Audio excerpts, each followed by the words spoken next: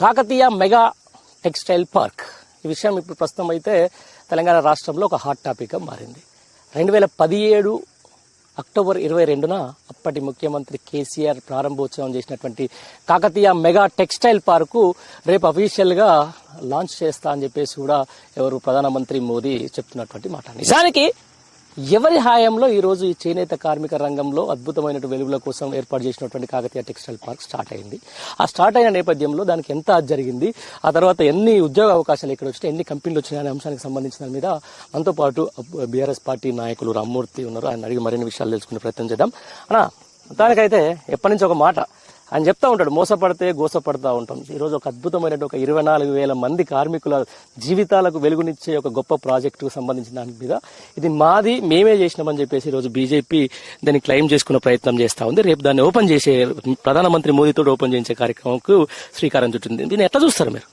కొట్లాడి తెచ్చుకున్న తెలంగాణలో గతంలో ఉమ్మడి పాలనలో అన్యాయం అయిపోయిన తెలంగాణ నేలకు ఖచ్చితంగా మనకు ప్రాజెక్టులు కావాలి, దాంతో పాటు మనకు కంపెనీస్ కావాలని ఏదైతే గౌరవ కేసీఆర్ గారి ఉద్దేశంతో ఈ కాకతీయ మెగా టెక్స్టైల్ పార్క్ ఏదైతే ఇక్కడ ఏర్పాటు చేసిందో, అంతకుముందు ఇదే వరంగల్ నేల మీద అజంజాహి మిల్లు ఉండేది. అజంజాహి ఉమ్మడి పాలనలో అన్యాయం అయిపోయింది కాబట్టి దాన్ని మూతపడడానికి కారణమైన గత పాలకుల నుంచి ఏదైతే ఈ నేల కరువు ప్రాంతం మారొద్దు, అదే విధంగా ఇక్కడ నుంచి వలసలు పోవద్దు, బొంబాయికి దుబాయ్కి అదే విధంగా ఇలాంటి ప్రాంతాలకు సూరత్లకు కూడా పోవద్దు, ఇక్కడనే చేనేత కార్మికులు బతకాలని ఒక గొప్ప ఉద్దేశంతో అక్టోబర్ 22వ తారీఖు 2017లో గౌరవ కేసీఆర్ గారి చేతుల మీద ఇక్కడ ప్రారంభోత్సవం జరిగింది.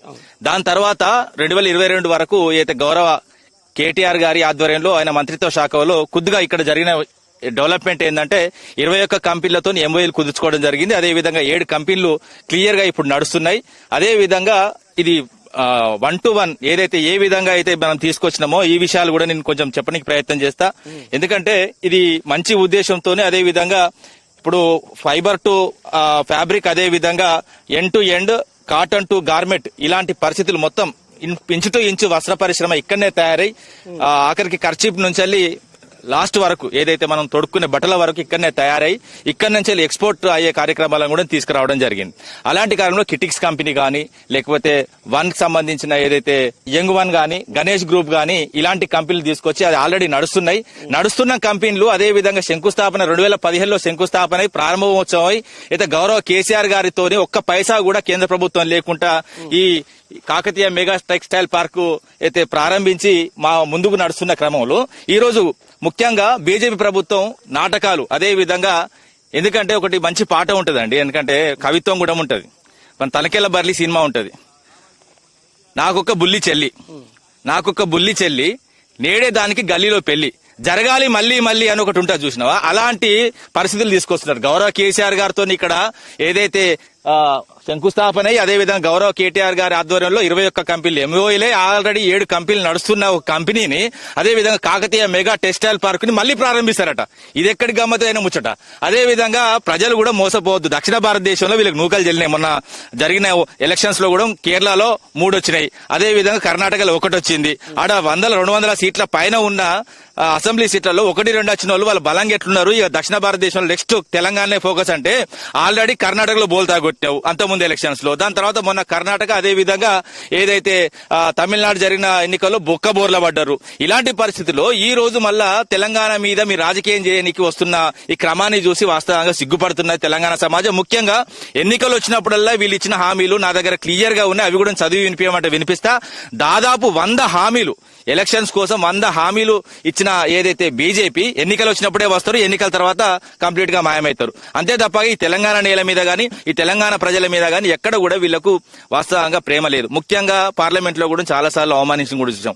తల్లిని వేరు చేసి బిడ్డని వేరు చేసిన ఒక అయితే ప్రధానమంత్రి అంటాడు. దాని తర్వాత మొన్నటికి మొన్న ఇండియా పాకిస్తాన్ తో పోల్స్తారు. ఇలాంటి క్రమంలో బీజేపీని నమ్మొద్దు. మత రాజకీయాలు, కుల రాజకీయాలు ఉంటే ఈ తెలంగాణ నేల మీద దక్షిణ భారతదేశంలో నడవ ఏదైనా డెవలప్మెంట్ బేసిస్ మీదే వాస్తవంగా అయితే తెలంగాణ ముందుకు నడుస్తుంది తప్ప వీళ్ళ కుట్ర రాజకీయాలు, కుతంత్ర రాజకీయాలు స్వస్తి తెలిసి ఏంటంటే ఆల్రెడీ కేసీఆర్ గారి కళ నెరవేరింది. తెలంగాణ సమాజం ఏదైతే ఎదురు చూసిందో, ఎందుకంటే అజంజాహి మిల్లు మూతబడ్డ తర్వాత ఒక కొత్త ప్రాజెక్ట్ ఇక్కడ వరంగల్ నేల మీద కావాలని ప్రజలు కోరుకుంటే గౌరవ కేసీఆర్ గారు ఇచ్చిన మాట మేరకు 2015లో గౌరవ కేసీఆర్ చేతుల మీద మెగా టెక్స్టైల్ పార్క్ ను ఈ రోజు చూడండి. అవసరమైతే మనం అక్కడ ఏదైతే నడిచే కంపెనీల కాడికి పోదాం, అక్కడ మొత్తం క్లియర్ గా చూద్దాం ఏ ఏడు నడుస్తున్నాయి. అదే విధంగా ఎంత పెద్ద పెద్ద కంపెనీలు వచ్చి ఇక్కడ వస్త్ర పరిశ్రమలు మొత్తం దేశానికి అదే విధంగా ప్రపంచానికి కూడా అందిస్తున్న ఈ క్రమాన్ని చూస్తున్నాము. ఇంకనైనా ఈ అబద్దాలు ఆడడం మానేసి కుట్ర రాజకీయాలు బంద్ చేసి ఏదైతే మోడీ, చంద్రబాబు, రేవంత్ రెడ్డి ప్రభుత్వం, ఎంసీఆర్ ప్రభుత్వం నడుస్తున్నదన్న విషయం అందరికీ తెలుసు. ఈ ప్రభుత్వం ఇంకా కూడా కళ్ళు మూసుకొని ప్రజలు లేరు. మీ మొత్తం కుట్రలు బయటపడ్డాయి. మీరు ఎన్ని కుట్రలు చేసినా తెలంగాణ మీద ఓట్ల రాబట్టుకోనికి జరుగుతున్న ఈ కుట్రను ఖచ్చితంగా ఛేదిస్తే తెలంగాణ సమాజం. Thank you.